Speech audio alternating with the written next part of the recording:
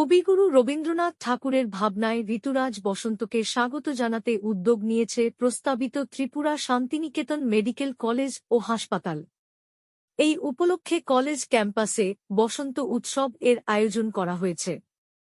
প্রস্তাবিত Tripura Santiniketan medical college ও হাসপাতালের পক্ষ থেকে ঋতুরাজ বসন্তকে স্বাগত জানিয়ে বসন্ত উৎসব পালনের জন্য আগামী ২৫শে মার্চ ২০২৪ সোমবার মেডিকেল কলেজ প্রাঙ্গণ থেকে সকাল ৯টায় বর্ণাঢ্য প্রভাত ফেরির মাধ্যমে এই উৎসবের সূচনা হবে। এখানে গোলা রং নয়, আবির ও ভেষজ আবির নিয়েই রঙের উৎসব পালন করা হবে। কলেজ সূত্রে জানা গেছে, ইতিমধ্যেই স্থানীয় বিভিন্ন সাংস্কৃতিক সংগঠন বসন্ত উৎসবে অংশ নেবার কথা জানিয়েছেন।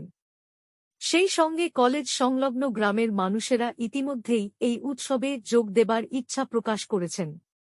মেডিকেল কলেজের পক্ষ থেকে জানানো হয়েছে যে প্রতি বছরই সকলের সহযোগিতায় এই উৎসব পালনের পরিকল্পনা নেওয়া হয়েছে।